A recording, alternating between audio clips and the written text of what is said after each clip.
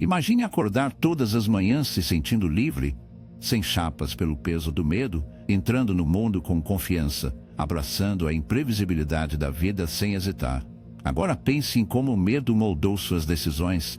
Quantas oportunidades você evitou? Quantos momentos de alegria você sabotou? E quanta vida você perdeu? O medo é uma das emoções mais primárias que experimentamos, profundamente arraigadas em nossa biologia como um mecanismo de sobrevivência. Mas o que acontece quando esse instinto protetor começa a nos controlar, moldando nossa realidade e ditando todos os nossos movimentos?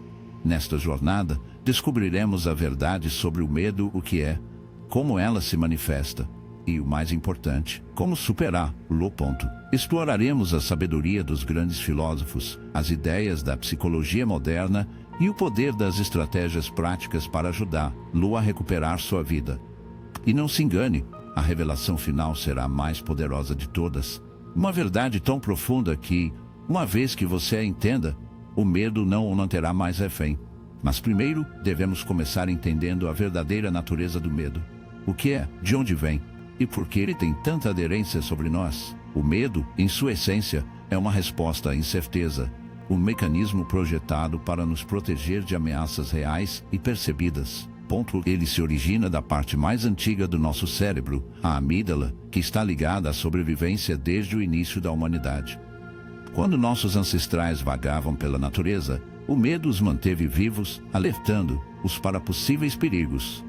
Não estamos mais fugindo de animais selvagens ou tribos em guerra, mas nossas mentes percebem a rejeição social, a instabilidade financeira e o fracasso como ameaças existenciais. O filósofo Sêneca escreveu uma vez: sofremos com mais frequência na imaginação do que na realidade. E essa é a primeira grande verdade sobre o medo. A maior parte é uma ilusão. Não é o evento ou situação real que nos paralisa, mas nossa percepção disso. Pense na última vez que você se sentiu com medo. Talvez estivesse falando em público, tomando uma decisão difícil ou entrando no desconhecido. O que você realmente temia? Foi o próprio evento, ou foi a história que você contou sobre o que poderia acontecer? Os psicólogos chamam isso de catastrofização de fenômenos, a tendência de imaginar o pior resultado possível, mesmo quando há poucas evidências para apoiá-lo. Nossas mentes criam cenários aterrorizantes, convencendo-nos de que o fracasso é inevitável, a humilhação é certa e o desastre está chegando. Mas aqui está o paradoxo. O próprio medo é muitas vezes muito pior do que o que temos medo. A antecipação do fracasso geralmente é mais dolorosa que a própria falha. O medo da rejeição geralmente é mais incapacitante do que a própria rejeição. O medo da morte geralmente é mais paralisante do que a própria morte. Então, como nos libertarmos? Como paramos de permitir que o medo dite o curso de nossas vidas? O primeiro passo é a consciência. Para desmantelar o medo, você deve primeiro reconhecer quando está controlando você. Comece a observar seus pensamentos. Pegue-se no ato de catastrofizar. Pergunte a si mesmo: esse medo é baseado na realidade ou é um produto da minha imaginação? O segundo passo é reformular sua perspectiva. Em vez de ver o medo como um inimigo, reconheça-o como professor. Todo medo tem uma lição. O medo do fracasso ensina a resiliência. O medo da rejeição ensina você sobre a autoestima. O medo do desconhecido ensina a você sobre coragem. A diferença entre aqueles que são controlados pelo medo e aqueles que conquistam não é a ausência de medo, mas seu relacionamento com ele. O grande psicólogo Carl Jung disse uma vez: o que você resiste persiste. Quanto mais você tenta suprimir o medo, mais forte ele se torna. Mas quando você o reconhece, enfrenta e abraça, começa a perder seu poder sobre você. E aqui está uma visão crucial: o medo e a emoção são dois lados da mesma moeda. A resposta fisiológica ao medo, enfrentando o coração, as palmas das mãos suadas, a respiração superficial, é quase idêntica à resposta à emoção. A única diferença é a interpretação. Quando confrontado com medo, em vez de dizer estou aterrorizado, tente dizer estou animado. Essa simples mudança na linguagem pode mudar toda a sua experiência. Palestrantes públicos, atletas e artistas usam essa técnica para transformar o medo em combustível. Mas, e se o medo estiver profundamente arraigado em você? E se parecer impossível se livrar, então você deve agir. A maneira final e mais poderosa de superar o medo é através da exposição. Toda vez que você evita o que teme, você reforça seu poder sobre você. Mas toda vez que você o confronta, você enfraquece sua aderência. Os psicólogos chamam essa terapia de exposição. A prática de enfrentar gradualmente seus medos de maneiras controladas. Se você teme falar em público, comece falando em pequenos grupos. Se você teme interações sociais, comece com breves conversas. Se você teme o fracasso, comece assumindo pequenos riscos. A cada exposição, o medo diminui. Seu cérebro começa a aprender: eu sobrevivi. Nada terrível aconteceu. Com o tempo, o que antes parecia aterrorizante se torna gerenciável e eventualmente sem esforço. Mas há uma verdade final sobre o medo que mudará tudo. E é isso que descobriremos a seguir. O medo muitas vezes se disfarça, usando máscaras que parecem lógicas e racionais. Sulsifica histórias convincentes, sugerindo que a evasão é o caminho mais seguro. Mas aqui está o paradoxo: quanto mais evitamos, mais medo cresce. Ele prospera nas sombras da inação, alimentando-se de incerteza e dúvida.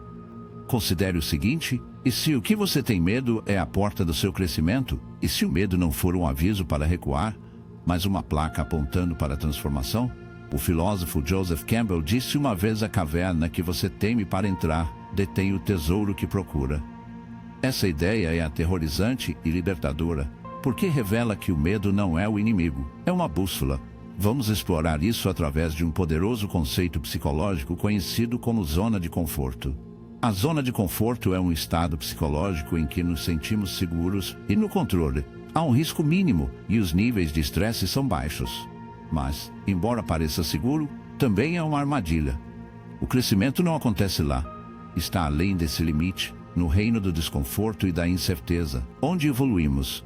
Pense nos momentos da sua vida quando você experimentou mais crescimento. Eles estavam confortáveis. Ou estavam cheios de desafios, riscos e, sim, medo. A verdade é que toda conquista significativa exige ir além do familiar. Mas como você faz isso quando o medo se sente esmagador?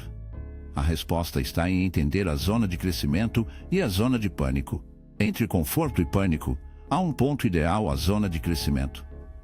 Aqui, você enfrenta desafios que o esticam, mas não o quebram. Trata-se de assumir riscos calculados, ultrapassar seus limites gradualmente e permitir o medo. Quando o medo parece esmagador, a resposta está em entender a zona de crescimento e a zona de pânico.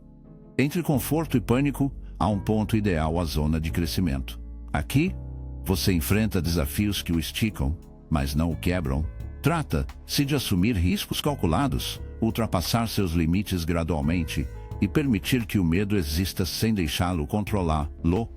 Uma estratégia eficaz é chamada de fear setting, uma técnica popularizada pelo autor Tim Ferriss.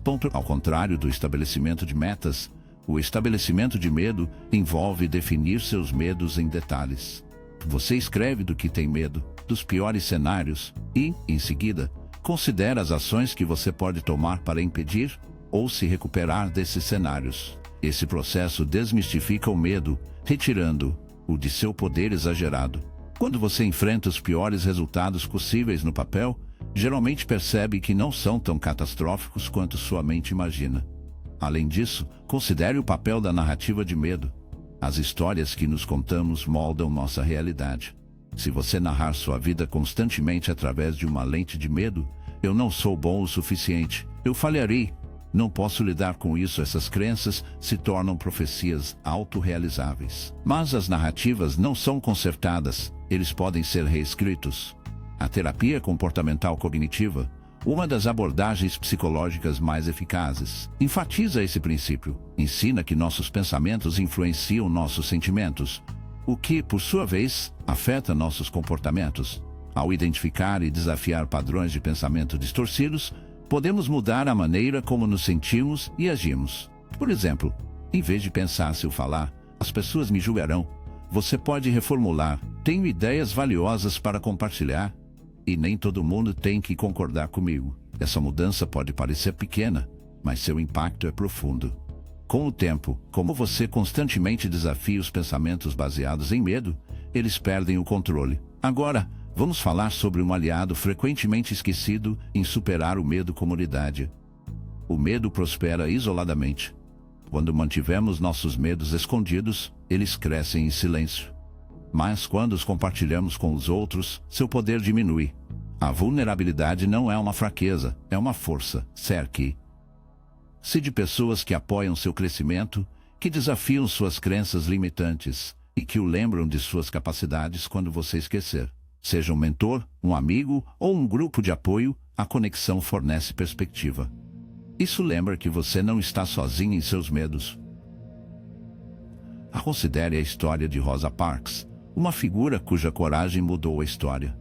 Naquele dia fatídico, quando ela se recusou a desistir de seu assento, você acha que ela era destemida?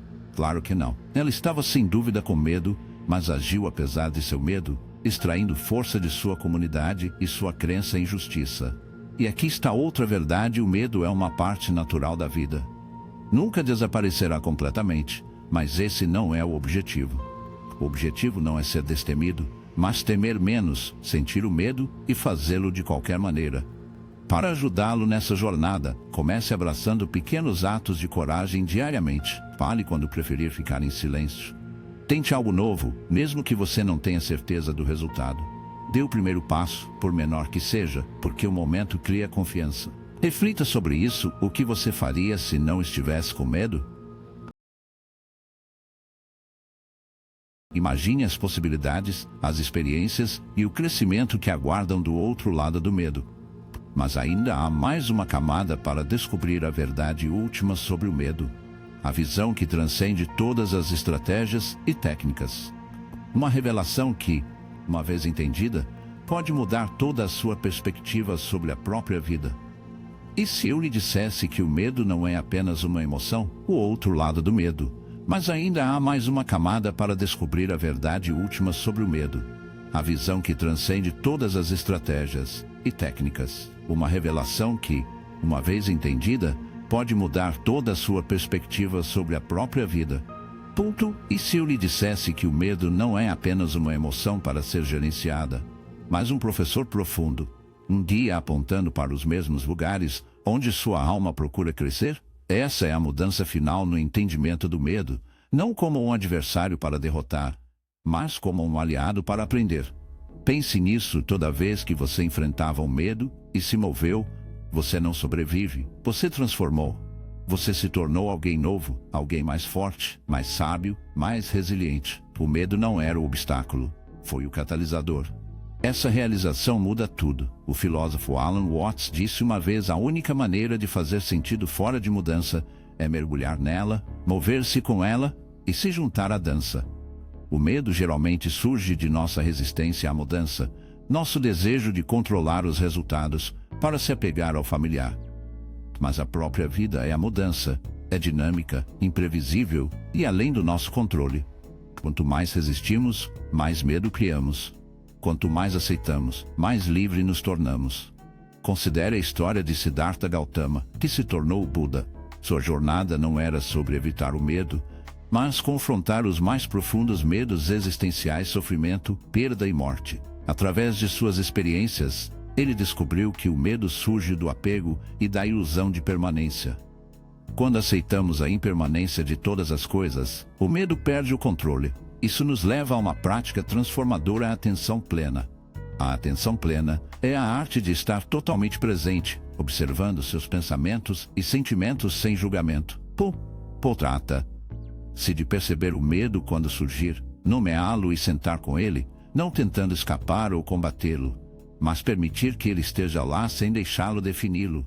Quando você observa o medo com a curiosidade em vez de julgamento, algo notável acontece: você começa a ver o que realmente é: sentenças no corpo, pensamentos na mente, fugazes e impermanentes. Você percebe que não é o seu medo, você é a consciência que o observa. A neurociência moderna apoia isso. Estudos mostram que as práticas de atenção plena podem reduzir a atividade da amígdala, o centro de medo do cérebro, enquanto fortalece o córtex pré-frontal, responsável pelo pensamento racional e pela regulação emocional. Em outras palavras, a atenção plena retraca seu cérebro, mudando a maneira como você experimenta medo. Experimente este exercício simples da próxima vez que sentir medo. Fazer uma pausa, respirar fundo e nomear o medo silenciosamente para si mesmo. Isso é medo. É aperto no seu peito, um nó no estômago. Apenas observe sem tentar mudá-lo. Em seguida, mude gentilmente sua atenção para a respiração, ancorando-se no momento presente. Essa prática não faz o medo desaparecer, mas muda seu relacionamento com ela. Você não está mais preso na história que o medo conta. Você se torna a testemunha, o centro calmo em meio à tempestade. Mas a consciência por si só não é suficiente para transformar verdadeiramente o medo. Devemos cultivar coragem, e coragem não é algo com que você nasceu. É algo que você constrói. Um pequeno ato de cada vez. Nelson Mandela, que enfrentou medos inimagináveis durante sua luta contra o apartheid, disse: "Aprendi que a coragem não era a ausência de medo, mas o triunfo sobre isso. O homem corajoso não é aquele que não sente medo, mas aquele que conquista esse medo. A coragem é um músculo. Quanto mais você o exercita, mais forte se torna. Comece pequeno, assuma riscos que parecem gerenciáveis e comemore a cada passo. Não era a ausência de medo, mas o triunfo sobre ele. O homem corajoso não é aquele que não sente medo, mas aquele que conquista esse medo. A coragem é um músculo. Quanto mais você o exercita, mais forte se torna. Comece pequeno, assuma riscos que parecem gerenciáveis e celebram todas as vitórias, por menor que seja. Cada ato de coragem envia uma mensagem poderosa ao seu subconsciente: eu sou capaz, eu posso lidar com isso. E aqui está um segredo: a coragem é contagiosa. Quando você vive com ousadia, você inspira outras pessoas a fazer o mesmo. Sua coragem se torna um farol, iluminando o caminho para as pessoas ao seu redor. Mas vamos ainda mais profundamente. O que está sob todo o medo?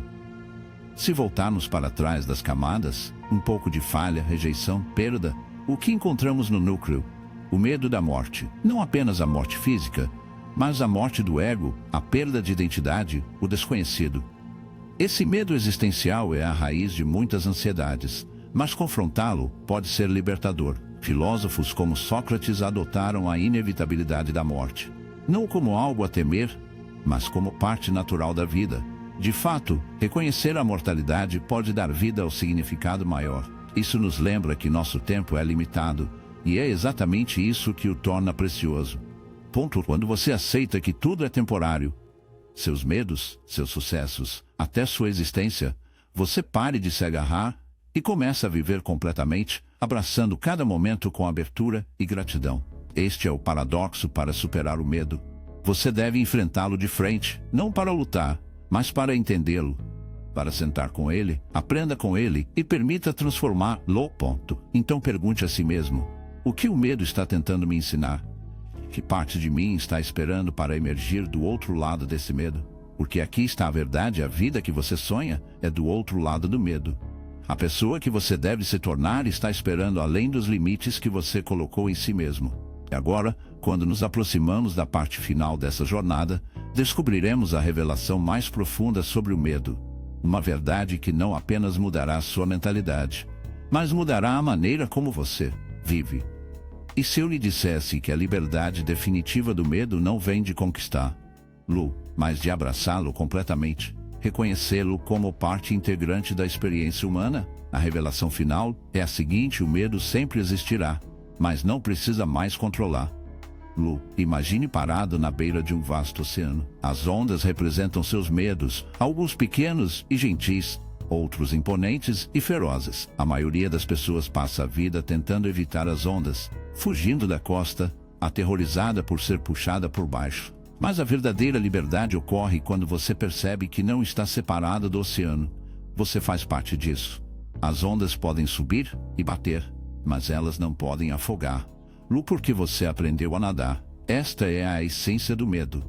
Não é uma força externa a ser lutada, mas uma corrente interna a ser navegada. Sua energia é crua, poderosa e, quando aproveitada, transformadora. Considere a sabedoria de Rumi, o grande poeta sufi, que escreveu: não se mova do jeito que o medo faz você se mover. Se mover o caminho que o amor faz com que você se mova. Isso não é apenas sentimento poético. É uma verdade profunda. Quando você muda sua motivação do medo ao amor, da evitação ao engajamento, toda a sua vida muda. Pense no medo como um sinal, não um sinal de parada. É um convite para parecer mais profundo, questionar, explorar em vez de perguntar como faço para me livrar. Sentimento é uma verdade profunda quando você muda sua motivação do medo ao amor, da evitação ao engajamento. Toda a sua vida muda. Pense no medo como um sinal, não um sinal de parada. É um convite para parecer mais profundo, questionar, explorar. Em vez de perguntar como me livrar desse medo, pergunte o que esse medo está me ensinando sobre mim. Talvez esteja apontando para um sonho que você enterrou, uma verdade que você ignorou, ou uma parte de si mesmo que ainda não adotou. Pegue a história de Malala Yousafzai, que enfrentou medo inimaginável em sua luta pela educação das meninas. Ela não eliminou seu medo, ela o transformou em força para a coragem.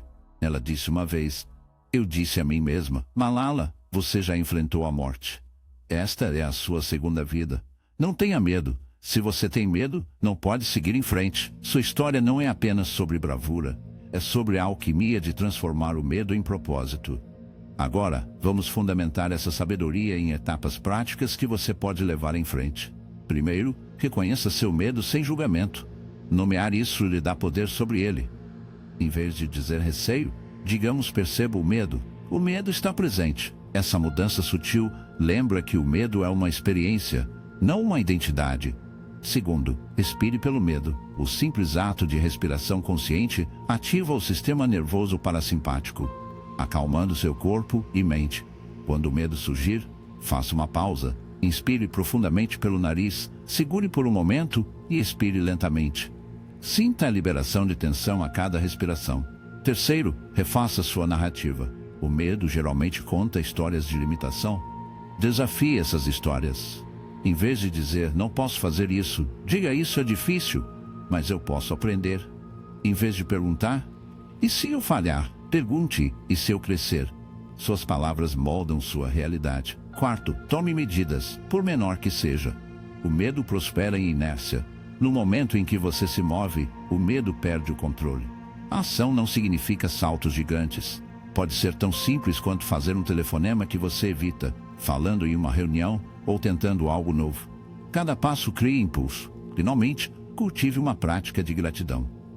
O medo se concentra no que pode dar errado. A gratidão muda sua atenção para o que já é bom. Todos os dias, reflita sobre o que você é grato, por menor que seja. Essa prática retrói seu cérebro para perceber a abundância e não a escassez. Mas, além de todas essas estratégias, reside a verdade mais profunda: você não está quebrado. Não há nada de errado com você por sentir medo. Isso significa que você está vivo, envolvido com a vida, ficando na beira do crescimento. O medo é um sinal de que você se importa, de que você está à beira de algo significativo. Então, ao enfrentar o mundo, lembre-se disso: você é mais forte que o seu medo. Você é mais do que suas dúvidas. Você é o oceano, vasto e profundo, com ondas que se elevam e caem, mas nunca o definem. Pergunte a si mesmo como seria minha vida se eu não deixar o medo tomar minhas decisões. Imagine os lugares que você iria, os sonhos que perseguiriam, a pessoa que você se tornaria. E aqui está a revelação final e mais poderosa: a vida que você procura não está esperando além do seu medo. Está esperando por isso. O caminho não está em torno do medo. É através disso, passo a passo corajoso. Agora deixo você com esta pergunta: se não agora, quando?